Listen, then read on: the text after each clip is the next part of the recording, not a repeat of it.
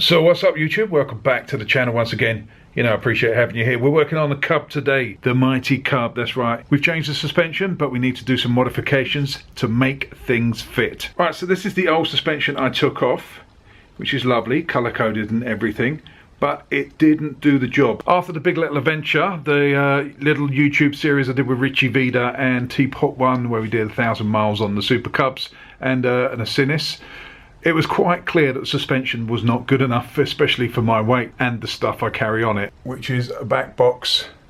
You got the rack, but the biggest lump goes on there, which of course is me. So I changed the suspension. I had to do a little bit of research. I got in touch with some guys from Brooks Suspension, and I spoke to a guy there called Mark, and there was a little bit of to and fro, and we worked out what suspension I needed for this. It's, if I can get the box here. Right, so that's the box that it came in, but we had to change the springs. We upgraded the springs to a tougher set. I've still got the original springs for the YSS, and they're a little bit softer because I'm 18 and a half stone, plus the luggage. We went quite hard on the springs. I've given it a little test ride. That's right, I've fitted them already, but we've come across one problem.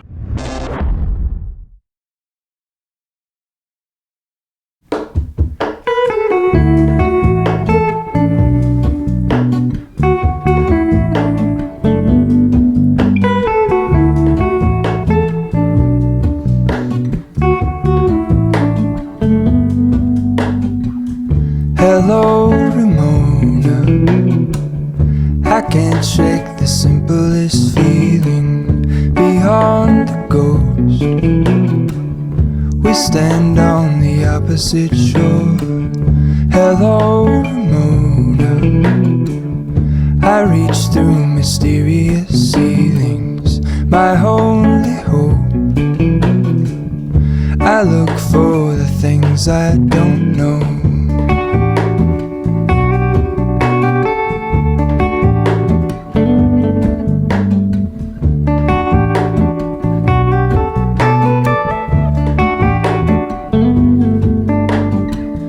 All in this, I stand alone. Show me where the ending goes. Honest, honestly don't. I should be the last to know. We're all in this, I stand alone. Show me where the ending goes. Honest, honestly don't. I should be the last to know.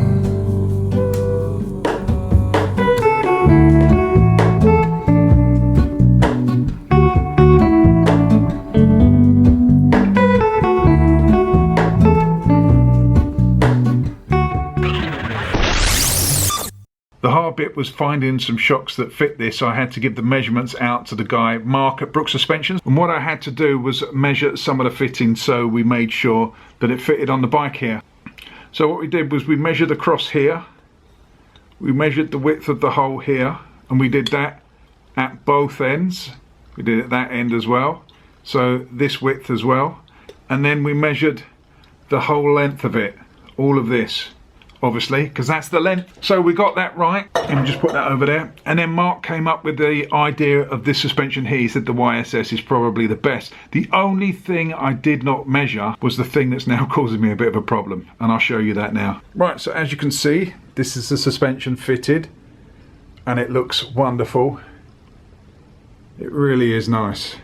I'm very impressed with it. As I've said, I've already ridden this, and it's chalk and cheese compared to the standard. Ignore the dirt under the mudguard. I'm going to give the bike a proper clean once this is all done. But I just wanted to give you guys a little bit of a heads up as into what are the problems when you fit new suspension, especially when it's not ready-made stuff off the shelf.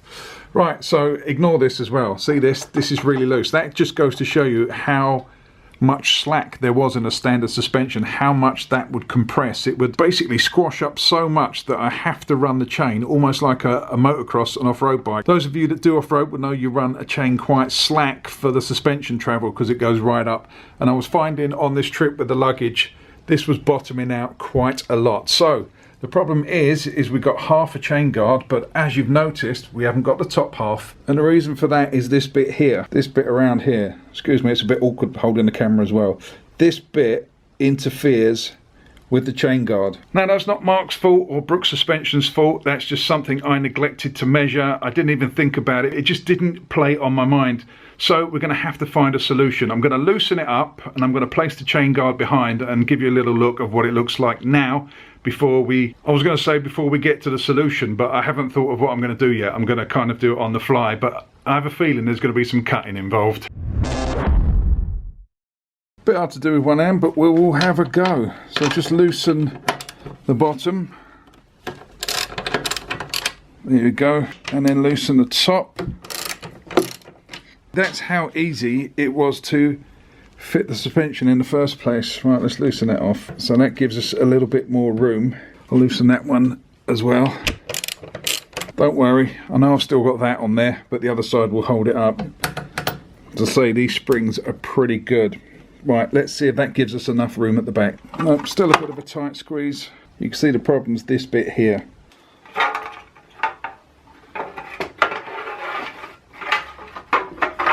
Just line that up so it all fits. And that's snug where it is. Right, so as you can see, the suspension doesn't sit flush. You can see that there, how far that is out. And that's because the chain guard, sorry, let me just focus there. It's hard looking at the chain guard and trying to do the camera at the same time.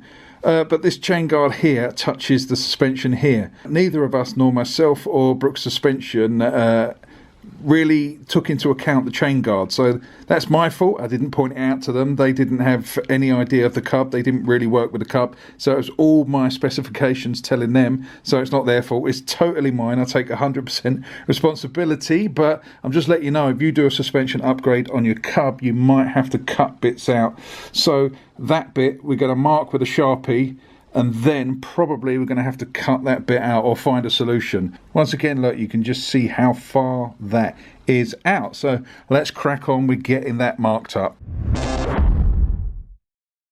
Right, so what we're going to do now, Sharpie. Everyone loves a Sharpie. It's not often you get to draw on your own bike, but now I'm going to. What I'm going to do is mark out on here, this side and this side, where the suspension touches, and then after that what I'll do is I'll measure how far in the suspension goes so I know how much I've got to cut out. I know it's not going anywhere near the chain sits down here, so that's not a problem, so cutting this bit out is not a problem. All that does is make it so it's not sealed, so we're going to have to find a solution for that as well. This is an experimental bit. I don't mind if I get this wrong, I'll just buy another bit at some point. This is pure experimental. I have no idea what I'm doing. You might have gathered that by now, that I have no idea what I'm doing, but we're going to draw on it and then we're going to cut it. What could possibly go wrong?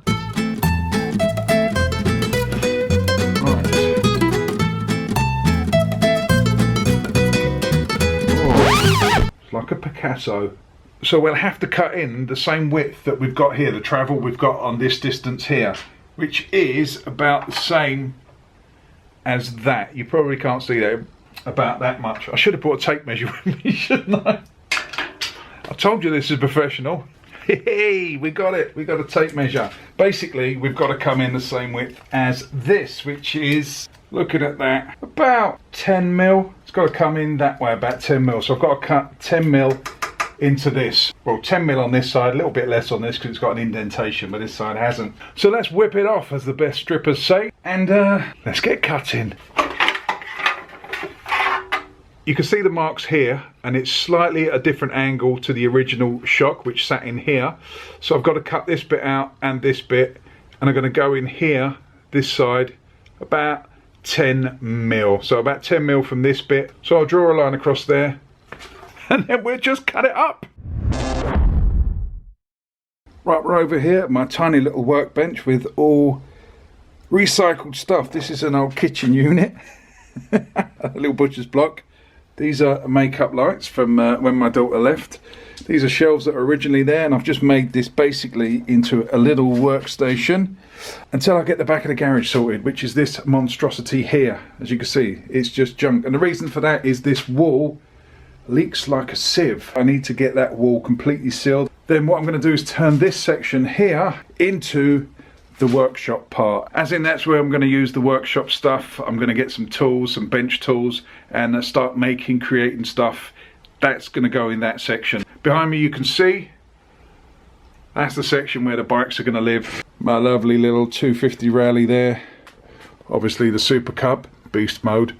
And behind there, the Africa Twin.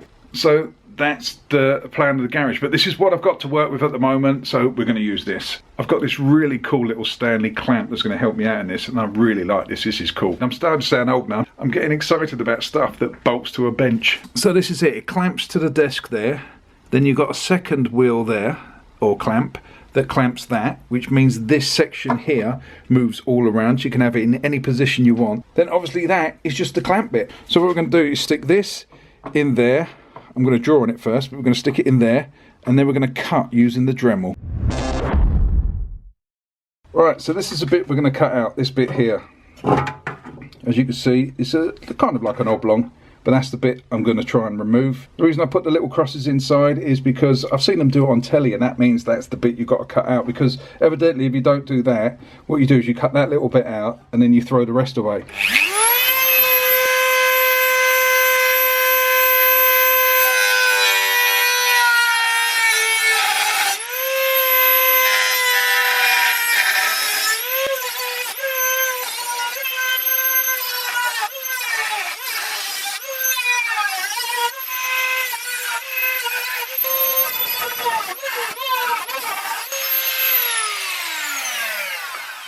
Right, so that's the bit we cut out. Don't worry about the edges, I'm going to smooth that up in a minute. I'm just going to see if it fits. That's the aim of the game now.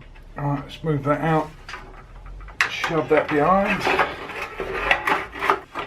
That all fits together like it should. First time. Bang! Have some of that. Can you see my breath?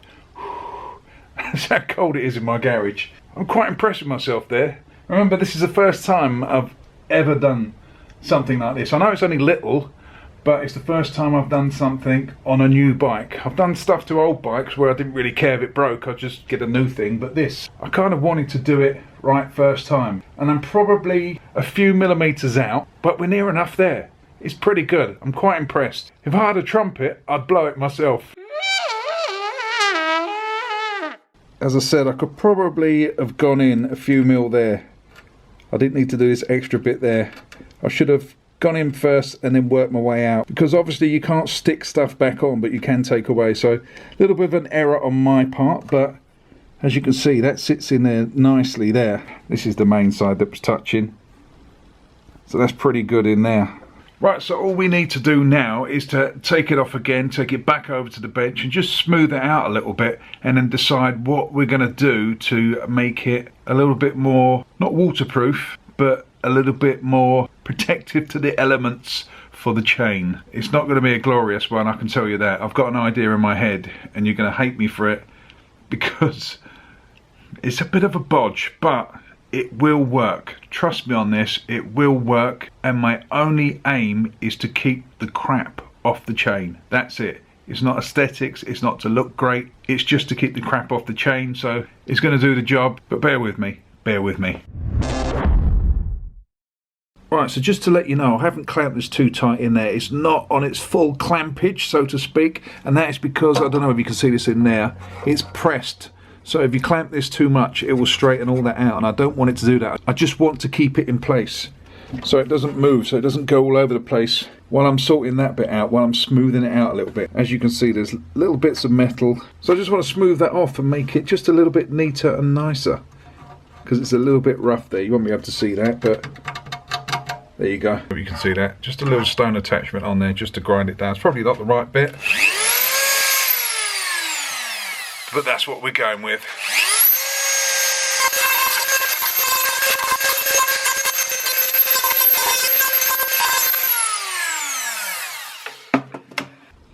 So there we go. That's just all smoothed out now. It's much nicer. Nothing to catch on your finger, cut you, or cut anything that's on the bike. So yeah, it doesn't look the greatest, but it's quite smooth. So the next step is just to cover it up, but still be flexible enough to go around the shock absorber. So what's this amazing idea I've got that's going to be great? It's fantastic. I wouldn't advise using this at home. It's very tricky stuff, dangerous stuff to use. No, I'm only joking.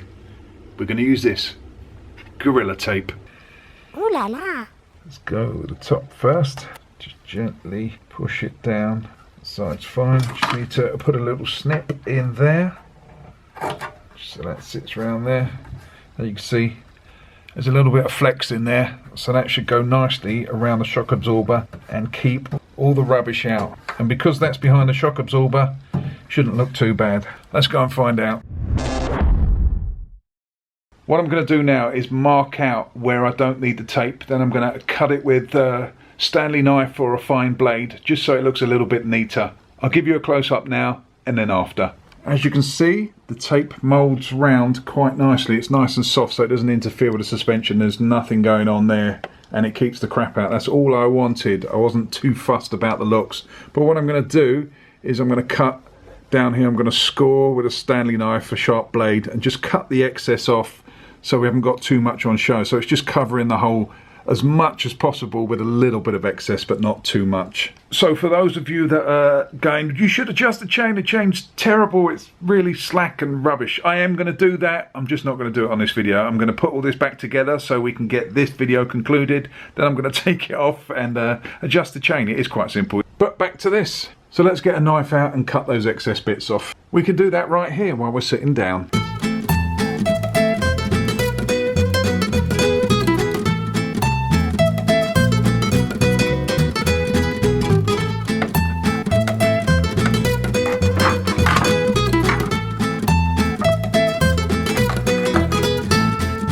So this is what it looks like now, a little bit better.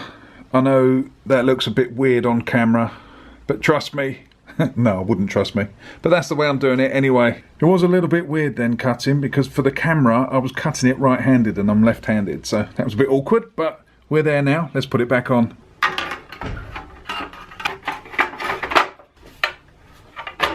Little bit of this going on now.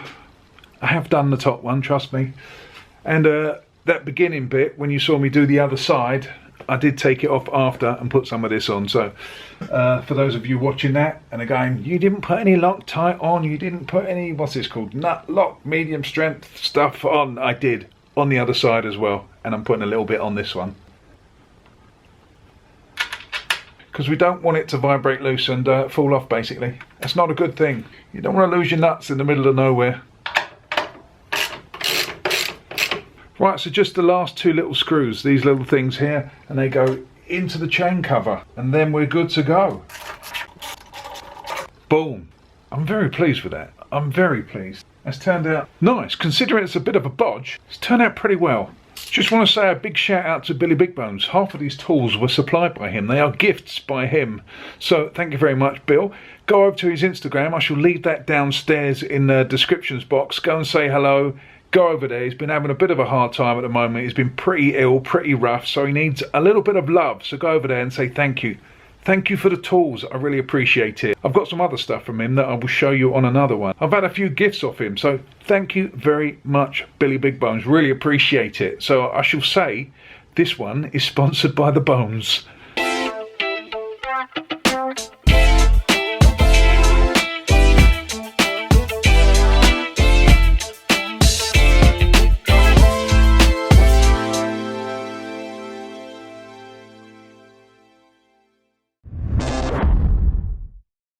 Right, so there you go. That concludes this one. Suspension is on. It's fantastic. I've ridden it before, as I've said in the video. I've taken it out around the block. I've done a few things on it. Nothing spectacular, but it's chalk and cheese. The suspension is absolutely brilliant. And now I've got the chain guard on, so I'm really, really pleased with that. I don't do a lot of stuff in the garage. I am planning on doing more. Don't be afraid. Just get in there. Do it. I'm not an expert, as you might be able to tell by the way I do stuff. It's pretty much make it up as I go along, have a little bit of a think, and then try. Sometimes it works, sometimes it may not. But if you don't try, you don't know. Anyway, I hope you enjoyed it. Leave a comment in the comment section downstairs. Let me know what you thought of this video. Do you want more garage stuff? You're going to get some anyway, so I might as well tell you that now. I'm loving it. I like cutting stuff up. I'm enjoying it. It's fantastic. So I shall see you on the next one. Don't forget to subscribe, to like, to share, to do all those things that you need to do. Also hit that notification bell so you guys can get the drop on these videos. I shall see you on the next one. You know, I love you all. Stay safe. Fish out. Get all your bags, get out my house. I don't want your stuff around. I never did you wrong, but you did me wrong, so go ahead, get gone. Get all your bags, get out my house. I don't want your stuff around. I never did you wrong, but you did me wrong, so go ahead and get gone.